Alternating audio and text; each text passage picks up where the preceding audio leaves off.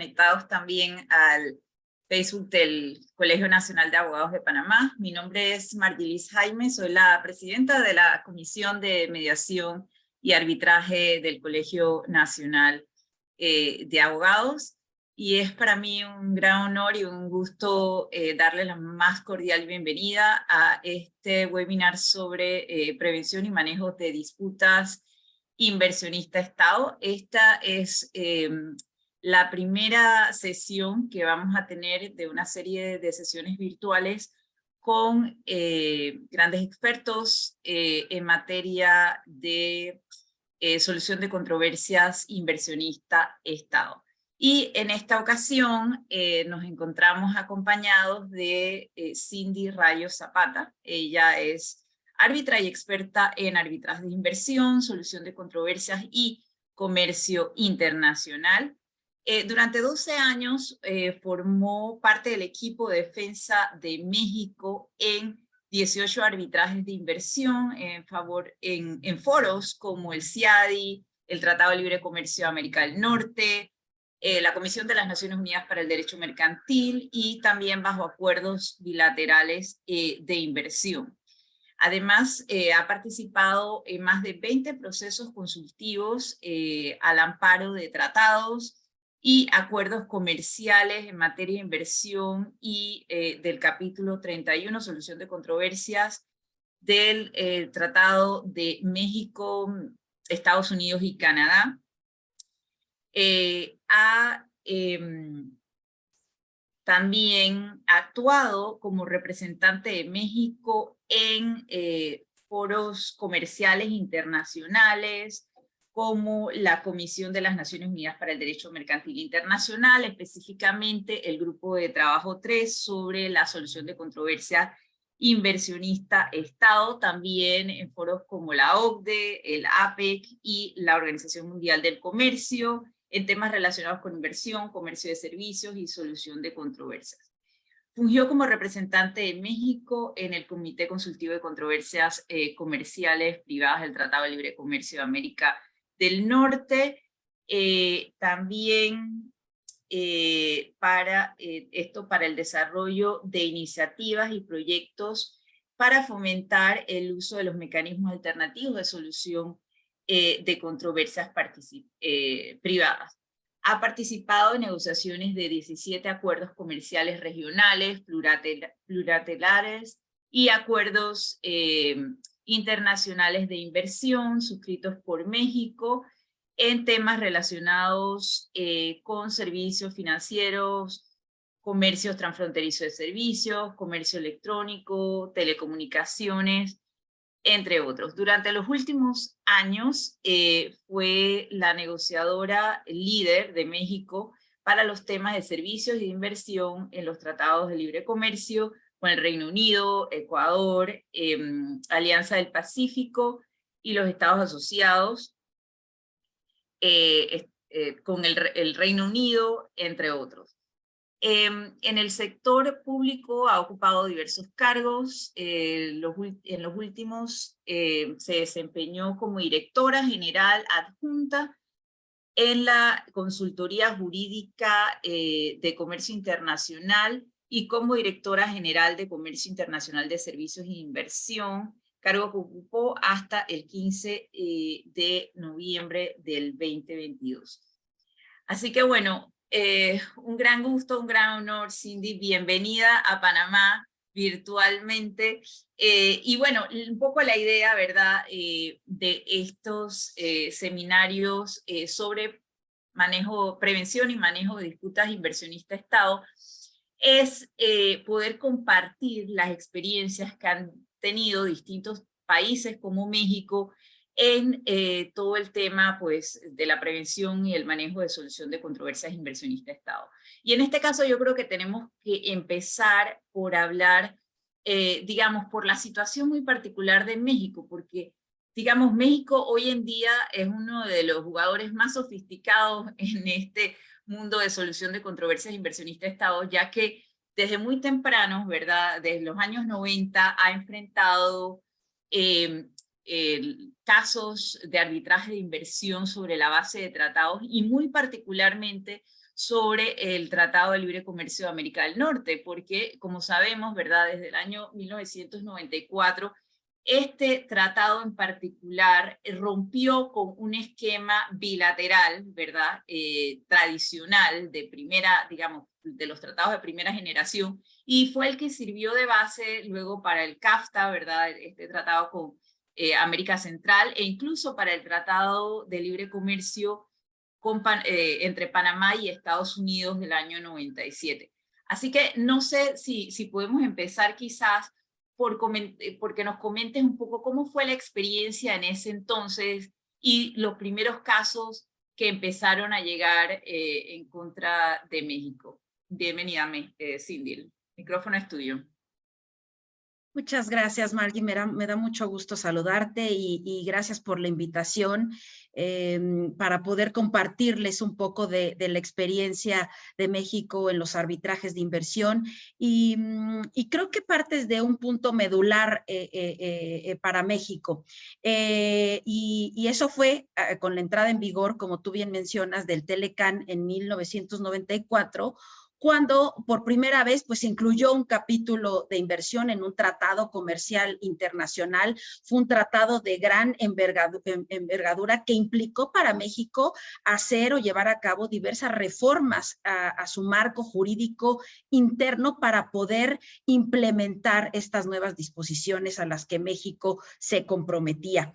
En paralelo, México por esos mismos años negociaba su primer APRI con Suiza, que es un APRI que también marcó la pauta del inicio en las negociaciones de otros acuerdos de promoción y protección recíproca con otros países del mundo, y de ahí poco a poco se fue desarrollando una práctica de negociación de acuerdos de promoción y protección recíproca, y además una práctica que fue institucionalizando una política de protección en materia de inversiones. Y creo que esto es fundamental porque México a lo largo de los años fue, por un lado, desarrollando una política de negociación de protección de inversiones para garantizar y dar seguridad y predictibilidad a las inversiones que venían a México, y además con la llegada de los primeros casos hacia los años 2000, pues eso también fue desarrollando una práctica a nivel de la región del Telecán en materia de arbitraje de inversión. Y los primeros casos de México fueron emblemáticos, sobre todo porque sentaron las bases y dieron lugar a que los países tuvieran que empezar a hacer interpretaciones sobre ciertas disposiciones de los tratados. A partir de esos casos, por ejemplo, se emiten algunas interpretaciones por parte de la Comisión de Libre Comercio del Telecán que tienen que ver con la disposición de nivel mínimo de trato derivado de los dos primeros casos, que fue Metalclad y Tecmed, en los que las partes del Telecán decidieron aclarar el significado o cuál había sido la intención de las partes al momento de incluir una disposición sobre nivel mínimo de trato, y en especial sobre el trato justo y equitativo que está contenido o que estaba contenida en esa disposición en aquella época en el Telecán. Entonces, las partes se hacen a la tarea de emitir una interpretación que tiene efectos vinculantes para los tribunales internacionales y que aclara el sentido de esa disposición. Y más adelante, por esos años, también se dan otras interpretaciones del Telecán que tienen que ver con los requisitos, por ejemplo, para presentar las notificaciones de intención. Se esclarecen algunos de los requisitos que deben de contener las notificaciones. También hay interpretaciones que tienen que ver con la transparencia de los procedimientos arbitrales. Entonces, todas estas interpretaciones y los primeros casos fueron sentando una especie de precedentes que se volvieron vinculantes para los tribunales internacionales y que fueron desarrollando una práctica en materia tanto para la parte de la defensa como una práctica consistente sobre cuál era la correcta interpretación de las disposiciones del Telecán. Y esto se fue trasladando a otros ámbitos, porque desde esa época, pues México en las futuras negociaciones que tenían los tratados internacionales, fue reflejando también esta práctica derivada de los primeros casos que tuvo México en arbitraje de inversión, también en las negociaciones de los APRIS y de las negociaciones de los tratados comerciales internacionales. Sumamente interesante, Cindy, porque desde ese entonces, bueno, se sienta esta práctica de la intervención de partes no contendientes, que hoy en día ya es un reflejo de una práctica común que incluso está plasmada en la Convención de Mauricio sobre la transparencia, porque los estados creo que han tomado conciencia de la importancia que tienen la intervención de partes no contendientes para aclarar disposiciones, sobre todo en tratados de primera generación que no brindan ese apoyo al tribunal arbitral sobre cómo debe ser interpretada una determinada disposición. Cuéntanos, Cindy, en esa época, cuando se empiezan a dar los primeros casos con Metaclad en 1997, ¿cómo se instituye la Oficina de Defensa del Estado? Porque me imagino que, bueno, que yo sepa, siempre lo ha manejado la Secretaría de Economía, pero imagino que al principio era más por el área de la negociación, ¿verdad? Y sobre todo la negociación de este tratado tan importante con Estados Unidos y con Canadá. Pero ¿cómo surge la idea de materializar entonces, digamos, es que esta sección de defensa del Estado dentro de la Secretaría fue a raíz de los primeros casos o vino desde un principio, o sea, se previó que podrían eventualmente surgir los casos y entonces se instauró esta oficina? Yo creo que sería interesante conocer en el caso de México cómo fue que surgió. Sí, Margui, pues como bien dices, surgió primero que nada por la necesidad de tener una oficina que se encargara de la parte de las negociaciones desde la perspectiva de legal, ¿no?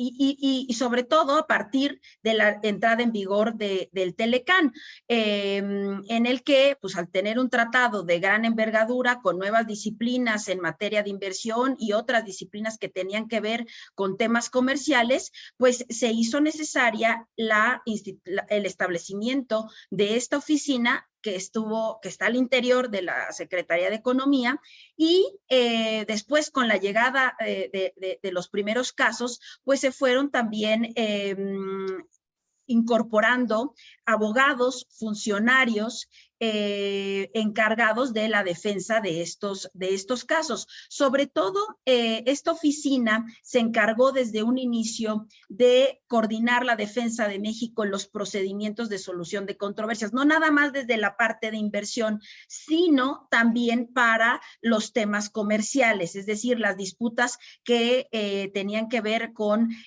no nada más con temas de inversión, sino disputas comerciales, por ejemplo, en el marco de la Organización Mundial de Comercio. Entonces, estaba dividida en dos áreas principalmente, la que veía las disputas relacionadas con inversión y la que veía las disputas en temas comerciales. Y esto también, la incorporación de abogados o la institucionalización de esta oficina hizo también necesario contar con despachos de asesoría externa, sobre todo por la necesidad de contar con abogados que tuvieran licencia para litigar en cortes extranjeras, sobre todo en las cortes de Estados Unidos. Pero en concreto, como tú bien dices, en efecto, la oficina surge con motivo de la negociación que se da en aquella época del Tratado de Libre Comercio, del inicio de negociaciones de acuerdos o de los APRIS, de los acuerdos de inversión, y con la llegada de los primeros casos, pues se fue desarrollando toda una plantilla de abogados junto con la contratación de abogados externos para la asesoría en la defensa de todos estos casos. Mencionaste, Cindy, que también se vieron la necesidad de contratar firmas externas y de hecho la gran mayoría de los países, al menos latinoamericanos, pues dependemos bastante de la contratación de firmas externas. ¿Cómo ha ido evolucionando esta práctica en México y si todavía pues mantienen este apoyo con las firmas externas o cómo se da el manejo, ¿no? Porque al tener tantos años ya de experiencia con todos los casos, ¿verdad?, que ha tenido México, imagino yo que se ha ido formando, digamos, las capacidades de los propios funcionarios que están encargados de la defensa del Estado. Entonces, a ver si nos comentas un poco sobre esta evolución y actualmente también cómo se maneja. Sí, es correcto, Margui, lo que tú dices. Con el paso de los años, pues se fue institucionalizando una oficina sólida con abogados expertos en la defensa de los arbitrajes de inversión y también en la defensa de las controversias comerciales. Y yo le llamaría un modelo de defensa híbrido, porque es una oficina que está conformada por funcionarios de gobierno y por asesores externos, la cual pues se fue institucionalizando, como bien dices, a lo largo de los años. Y esto se debió principalmente, yo lo atribuiría a dos factores muy importantes. Uno, pues tiene que ver con el incremento en el número de casos. Desde que entró en vigor el Telecán y hasta 2015 aproximadamente, pues México tenía en promedio dos arbitrajes de inversión, pero en un periodo de 24 años concluyeron alrededor de 18 casos. Pero a partir del 2015 y de 2015 a 2022 aproximadamente, que aquí estamos hablando de un periodo de alrededor de 6 años, de aproximadamente 6 años, el número de casos se duplicó. Por ejemplo, a la fecha, en total en México ha enfrentado 45 casos aproximadamente, de los cuales 16 están pendientes de resolver. Entonces, este incremento en el número de casos, pues hizo necesario ampliar la plantilla tanto de los abogados in-house y que se incorporaran abogados más jóvenes que fueran adquiriendo experiencia y también mayores responsabilidades en la defensa de los casos de inversión. Otro factor que me parece también bien importante, que contribuyó a ir institucionalizando este modelo de defensa híbrido, pues tiene que ver también con la experiencia y el desarrollo de la práctica de arbitraje de inversión en México. Es algo que ya veníamos hablando. Este incremento de número de casos pues propició que se fuera desarrollando una práctica en la defensa de los casos de inversión y también una profesionalización de abogados de carrera en el sector público que pues contribuyó a esta institucionalización. Hoy muchos de los abogados que pasaron por esa oficina pues son árbitros o expertos en temas de solución de controversias y en arbitraje de inversión. Entonces, ese es parte de todo ese desarrollo de esta práctica de inversión en materia de arbitraje. Y creo que un tercer factor también bien importante tiene que ver con temas presupuestales, ¿no? Y esto es algo que los estados, al estar sujetos al presupuesto que se le asigne para la defensa de los casos, muchas veces pues pueden existir restricciones presupuestales que impactan de alguna medida, en mayor o en menor medida, en la defensa de los casos, ¿no? Incluso en la mayoría de los casos, pues hay que pasar por procesos de contratación, de licitaciones, para poder contratar tanto a los expertos, como a los abogados externos, y esto pues también fue propiciando que mucho del trabajo de defensa se tuviera que desarrollar al interior de la Oficina de Defensa en la Secretaría de Economía. Entonces, yo creo que estos tres principales factores han contribuido a la institucionalización de este modelo de defensa híbrido, por llamarle de alguna manera, y creo que también esto ha contribuido, y ya hablábamos al principio de esta charla, en el desarrollo de una política de protección de inversiones también consistente a lo largo de los años. Y creo que esto es fundamental porque tú ya también mencionabas que México pues ha jugado un papel bien importante en todos estos temas y se ha convertido en un referente a nivel internacional en el diseño de las reglas en diferentes foros, en foros como el CIADI, como el Grupo 3 de UNCITRAL, en la OCDE, en APEC, y también en la negociación de acuerdos de inversión de última generación, ¿no? Ha sido como referente para otros países para la negociación de nuevos acuerdos, sobre todo en los últimos que México ha negociado, como han sido el TEMEC y el TIPAT, que reflejan pues gran parte de esta práctica de México en la defensa de los arbitrajes de inversión y en la inclusión de disciplinas de última generación en estos tratados. Muchas gracias. Bueno, mencionaste el TEMEC y yo creo que todo el mundo también está un poco a la espera con qué es lo que va a pasar ahora que, bueno, ya el periodo para poder demandar sobre la base del Tratado de Libre Comercio de América del Norte, ¿verdad? El NAFTA, llega a su fin, así que hay muchas expectativas, yo creo, para ver si van a haber algunas últimas demandas sobre esa base.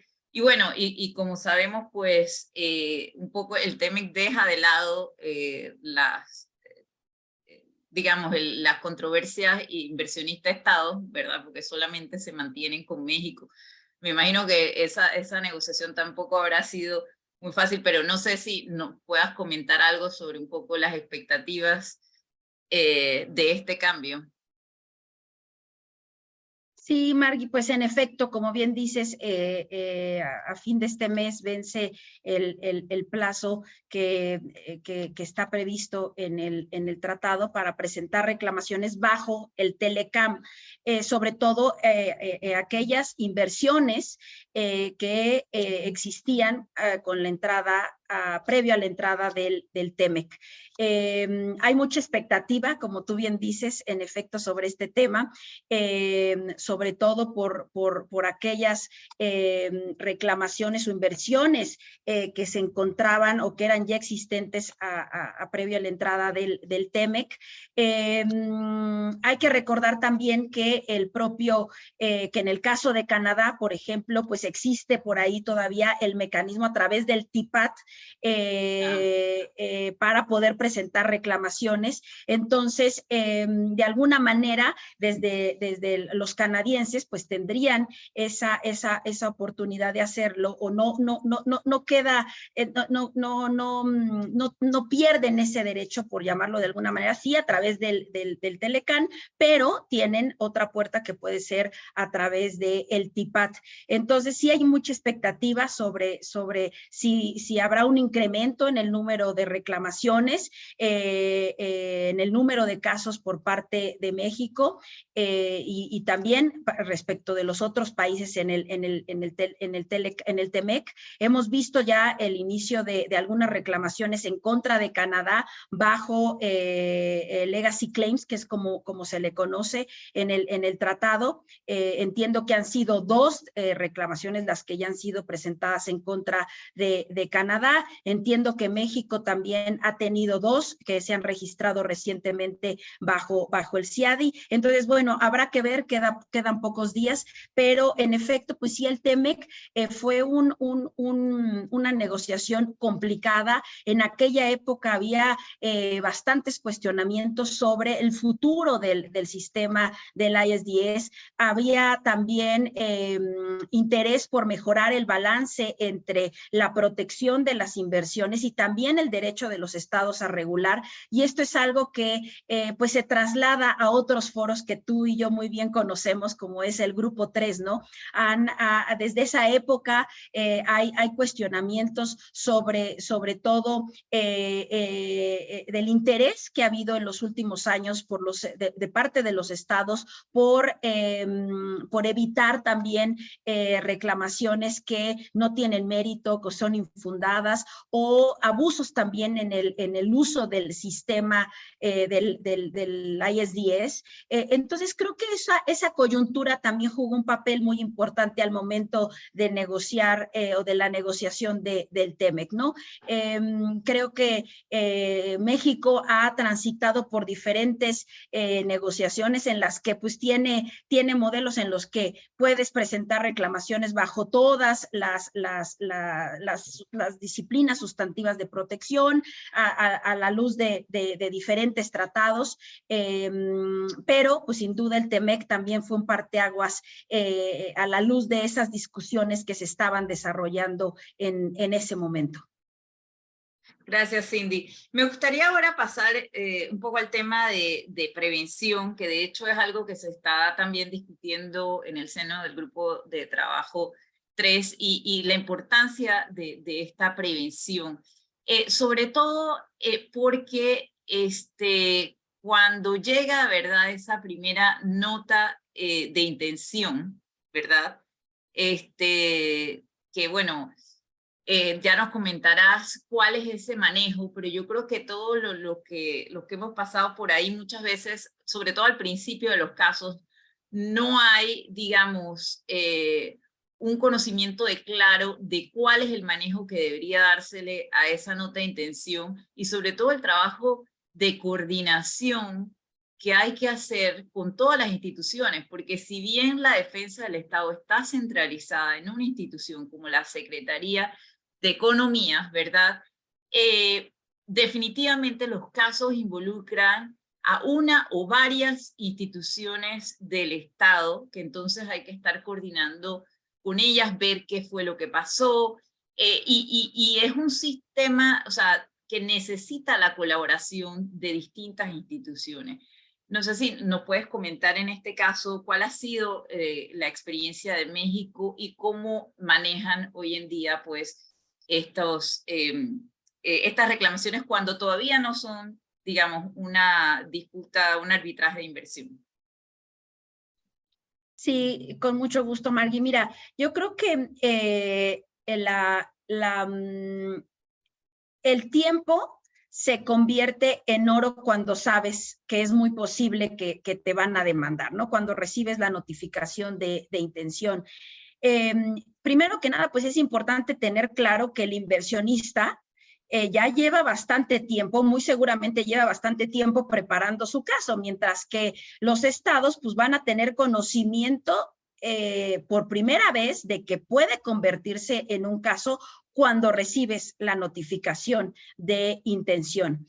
Y el tiempo que transcurre desde la recepción de la notificación de intención a la notificación de arbitraje, pues es realmente o relativamente corto. Por lo general o por lo regular son entre 3 y 6 meses lo que prevé los tratados y que se conoce como el cooling off period. Y durante este tiempo, el Estado pues debe llevar a cabo, yo creo que acciones que son fundamentales para asegurar una adecuada defensa. Primero, pues como tú lo mencionabas, esta etapa es fundamental para buscar alcanzar un acuerdo entre las partes y evitar llegar al arbitraje. No sirve como la etapa de consultas. Y recientemente los estados han empezado a incorporar más en sus tratados de libre comercio el uso de medios alternativos de solución de controversias. Y este es un tema que se discute en el grupo 3 sobre la importancia o del fomento del uso de la mediación en las disputas de arbitraje de inversión, es decir, incluso antes de que se inicie la disputa. Entonces, los estados pues han empezado a incorporar el uso de estos medios alternativos como la negociación, la mediación durante esta etapa con miras a alcanzar un posible acuerdo.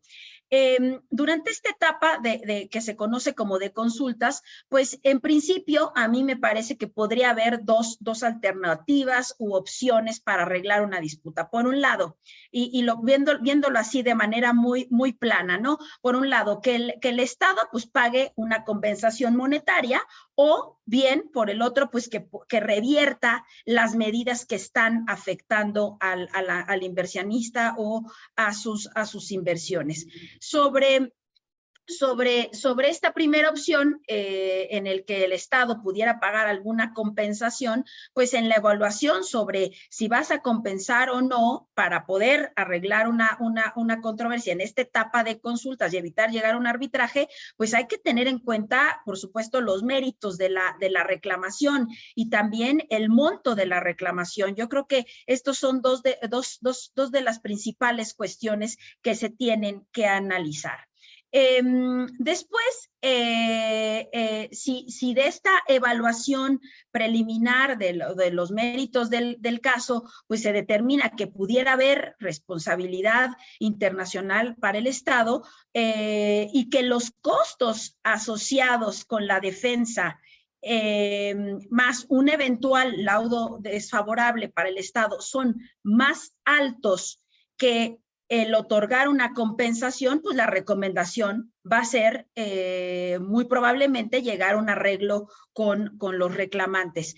Entonces, por ello, esta etapa de consulta puede ser una instancia muy efectiva, incluso cuando se usan la mediación o la negociación para arreglar aquellos casos en los que se determine de una evaluación preliminar que pues es mejor arreglarlos y evitar un litigio que puede derivar en un largo arbitraje y en mayores costos, incluso con responsabilidad para el Estado y con un laudo desfavorable. Entonces creo que este sería uno de los aspectos, de los primeros actos o de los primeros aspectos que hay que considerar al momento en el que se recibe la notificación de intención. Otro tema que me parece también fundamental es establecer los primeros contactos con las dependencias y con las agencias a quienes se les atribuyen las medidas que son reclamadas, ¿no? Para, sobre todo, preservar y para recabar la información que eventualmente va a servir para la defensa del caso. Y esto pues también asegura una adecuada comunicación y coordinación entre todas las autoridades involucradas. Entonces, durante las primeras reuniones con los reclamantes y con las dependencias o las agencias que emitieron, a las que les atribuyen las medidas, pues empieza a recabar información para pues llevar a cabo un primer análisis sobre los méritos de la reclamación, ¿no? Y también para evaluar posibles excepciones jurisdiccionales del tribunal para conocer sobre esa eventual reclamación. Por ejemplo, si el inversionista cuenta o no con el standing o la calidad de inversionista para poder presentar una reclamación bajo el tratado. Y también, pues, es importante, creo, asegurarse que las agencias o las dependencias preserven la información y la documentación que será fundamental para entender y conocer los hechos del caso y para preparar, por supuesto, una buena defensa.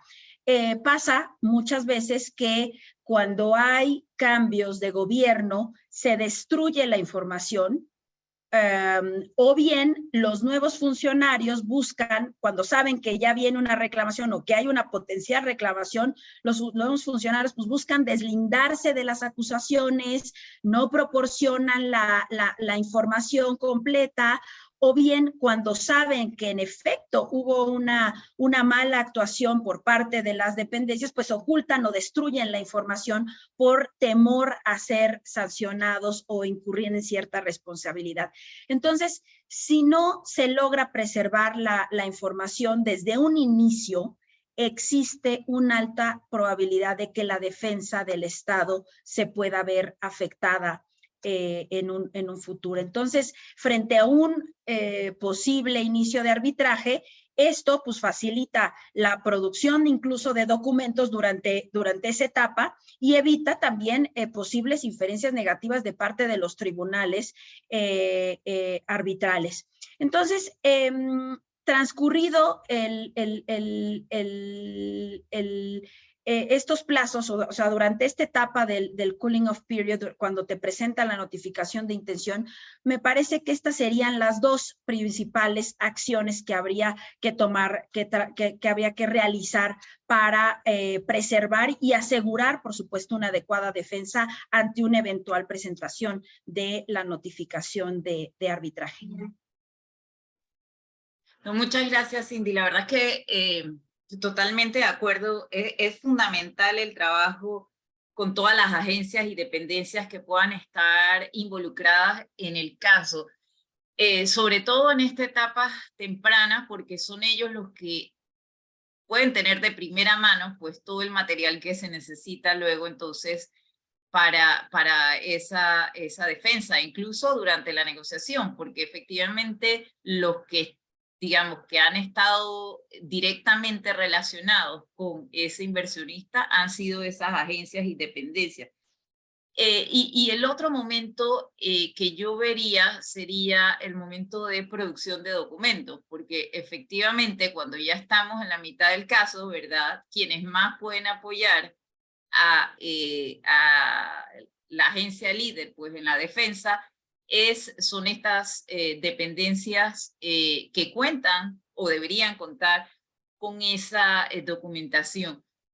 No sé si has, en experiencia, o sea, ¿qué se podría hacer, verdad, cuando definitivamente pues no hay o no se cuenta con esa documentación y sobre todo para que el tribunal arbitral pues no derive inferencias negativas como una actitud del Estado, sino que hay ocasiones en las que definitivamente pueden haber pasado años, digamos, y ya no se cuenta con ese material probatorio. Entonces, ¿cómo manejar eso, verdad?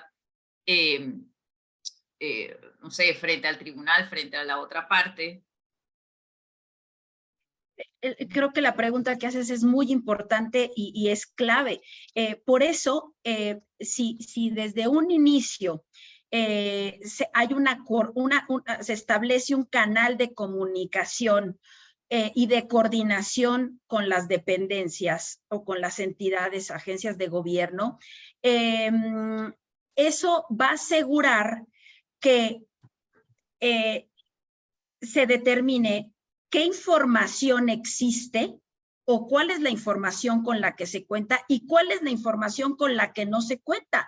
Entonces, el poder durante la etapa de producción de documentos, cuando hay alguna solicitud en especial, el que se haga una revisión exhaustiva al interior de las propias dependencias desde un inicio, cuando inicia esa etapa o desde etapas muy tempranas, asegura que en la defensa se puede argumentar frente al tribunal que no existe esa información, que por el plazo del tiempo esa información fue destruida. Hay que recordar que también hay leyes en la materia a nivel interno que establecen que sobre temas de archivo y de resguardo de información, que después de cierto plazo pues hay información que se puede destruir y que eso es algo que sucede comúnmente dentro de los gobiernos. Entonces, si desde un inicio se hace una revisión exhaustiva exhaustiva sobre qué información, con qué información se cuenta y con qué información no se cuenta, y que con esa misma transparencia y claridad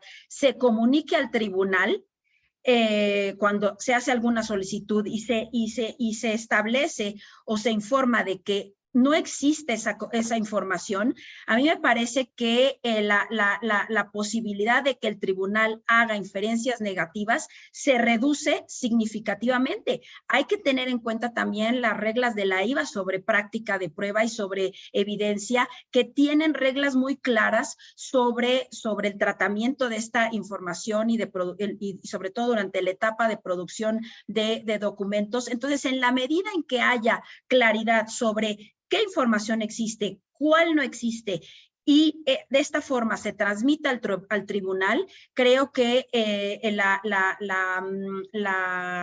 las probabilidades de que el tribunal haga inferencias negativas pues se disminuyen de manera importante, y por eso es que desde un inicio se tiene que asegurar aquella información que va a ser relevante y sustancial para la resolución del caso, y aquella información que pues se tiene que proporcionar para dar una explicación clara y adecuada sobre los hechos.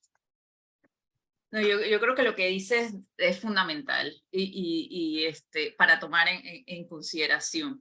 Yéndonos un poquito más allá y la mitigación de posibles controversias, yo creo que esto es un trabajo incluso antes de tener esa nota de intención. No sé si nos podrías comentar o cuál es el trabajo o el que ha hecho México o la experiencia que ha tenido, ¿verdad? Sobre cómo identificar esos sectores que podrían estar más propensos a terminar en una disputa de inversión, ¿no? Sobre todo sectores quizás regulados o que se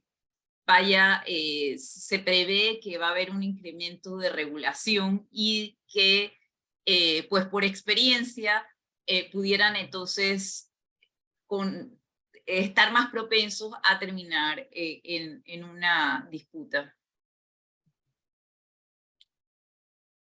Mira, yo creo que es difícil anticipar qué posibles sectores. Sin embargo, como tú bien mencionas, creo que normalmente sectores en los que son tradicionalmente a lo mejor más regulados o que tienen que ver con políticas públicas o políticas regulatorias de cada gobierno, pues sin duda pueden tener un impacto o puede influir en las probabilidades de que pueda haber una reclamación. Sin embargo, me parece que es difícil preverlo. Pero creo que esta de la mano con la protección de las inversiones, creo que los estados siempre van a tener un interés legítimo porque esas disposiciones de los tratados sean cumplidas, ¿no? Siempre se va a buscar eso. Y sobre todo con la finalidad de evitar que enviar señales negativas sobre la protección de las inversiones o que no brinden certeza jurídica o previsibilidad a las inversiones. Y que pues en la medida de lo posible el uso de estos mecanismos de solución de controversias que están previstos en estos tratados pues sean o funcionen como un último recurso o como una última instancia a la que los inversionistas puedan recurrir.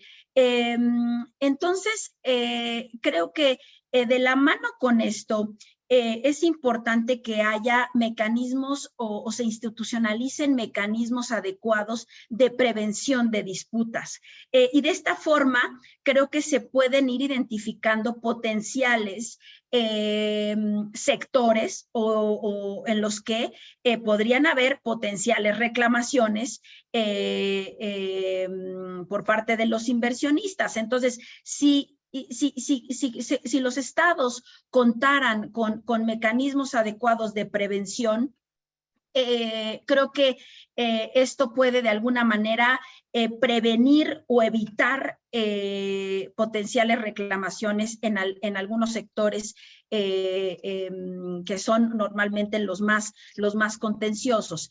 En México, en su momento, implementamos a lo largo de varios años y de diferentes administraciones estrategias de prevención de disputas que sobre todo tenían como principal objetivo fortalecer la confianza de los inversionistas y de sus inversiones, y también mantener esas inversiones a lo largo de los años, ¿no?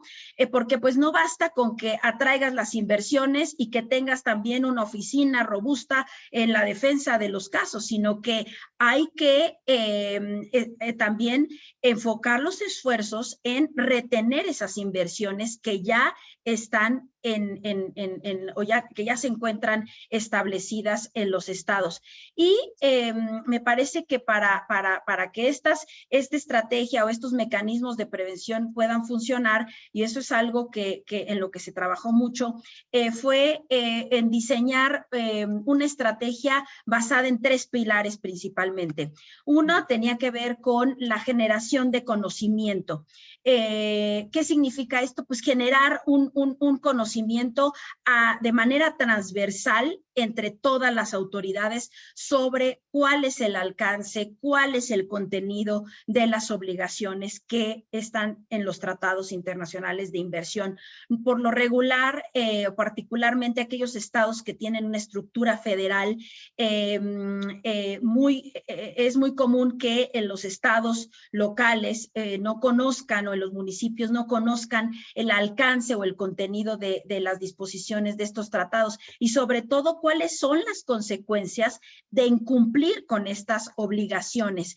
Entonces, creo que el generar este conocimiento es fundamental y debe ser uno de los pilares fundamentales en la estrategia de prevención que debe de tener todo estado. Otro pilar también importante tiene que ver con la facilitación de la comunicación y la coordinación permanente. El diseño o la prevención tiene que ver con, en la medida en que podamos o que se puedan detectar un conflicto con suficiente antelación, esto puede evitar, por supuesto que puede evitar disputas. Entonces, el establecer canales de comunicación entre la oficina encargada de la defensa junto con las entidades o el establecimiento de una entidad encargada de administrar esta estrategia de prevención, creo que puede ser también fundamental para prevenir estas disputas. Y voy a poner un ejemplo muy concreto, ¿no? Para traducir esto de alguna manera. Por ejemplo, desarrollar convenios de coordinación o de colaboración entre las autoridades estatales y las autoridades federales, creo que es fundamental, porque de esta forma se pueden monitorear desde antes, incluso establecer mecanismos previos a través del uso de medios alternos de solución de controversias para monitorear el cumplimiento, por ejemplo, de acuerdos o por ejemplo, cuando hay alguna inconformidad por parte de algún inversionista o una inversión que se suscita en determinada localidad o en determinado estado, y si cuando está surgiendo este conflicto se comunica con esta instancia de prevención que tiene gente capacitada en el uso de buenos oficios o de medios alternativos de solución de controversias, pues si se coordinan de manera adecuada y si se combinan estos elementos, puede resolverse de manera bastante anticipada este tipo de controversias y evitar a que escalen a una controversia internacional. Entonces, por un lado, tanto la generación de esta información, del conocimiento a través de manuales, de capacitación continua en los diferentes niveles de gobierno y órdenes de gobierno, y esta coordinación y comunicación permanente entre las entidades federales y una institución encargada de prevención de disputas, me parece que es fundamental para asegurar que un mayor número de disputas escalen a controversias internacionales. Entonces, tienes por un lado, y ya con esto voy a ir cerrando, Margui, para no extenderme tanto en el tiempo, la parte de la protección de las disputas a través de de un mecanismo, una red amplia de tratados de protección de inversiones. Por otro lado, la importancia de establecer una institución que cuente con un mecanismo de prevención de disputas, y por el otro lado, una agencia también robusta que se encargue de la defensa de los casos, en la medida en que estos tres órganos, por llamarle de alguna manera, funcionen de manera coordinada. Creo que puedes asegurar tanto una buena defensa como asegurar también una política consistente en materia de inversión, y también evitar que un mayor número de disputas escalen a arbitrajes internacionales de inversión. Hay que recordar que el arbitraje de inversión pues debe ser una medida de última instancia, algo excepcional, y que hay en todos los ordenamientos jurídicos, me parece, sobre todo en los estados, los mecanismos que pueden contribuir a evitar que estas disputas escalen a arbitraje de inversión. Y creo que al final esto se traduce en una de las vías para solucionar gran parte de las preocupaciones que se discuten en el grupo Teres de Incitral y que cuestionan mucho el futuro del sistema de arbitraje de inversión a nivel internacional. Margui, y hasta ahí Muchísimas gracias, Cindy. Bueno, ya estamos llegando al final de esta sesión. Nada más les recuerdo a la audiencia, si tiene alguna pregunta puede ponerla en el icono de preguntas y respuestas. Tenemos una bueno, es más que nada sobre cómo uno se llega a incursionar en este mundo del arbitraje de inversión. Yo creo que a todos nos ha pasado por caminos diferentes y no es lo mismo que el arbitraje comercial, ¿verdad? Que es más el de los negocios, la vida, digamos, comúnmente el arbitraje se ha vuelto el mecanismo de solución de controversias por excelencia en materias comerciales internacionales, ¿verdad?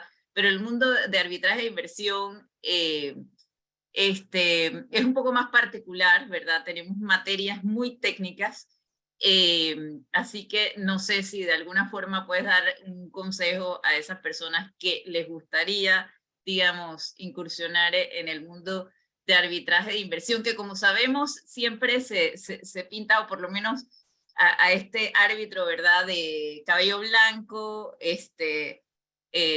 blanco y hombre sobre todo, ¿no? Porque yo creo que incluso para las mujeres es todavía un poco más difícil en este mundo de arbitraje de inversión. Cindy.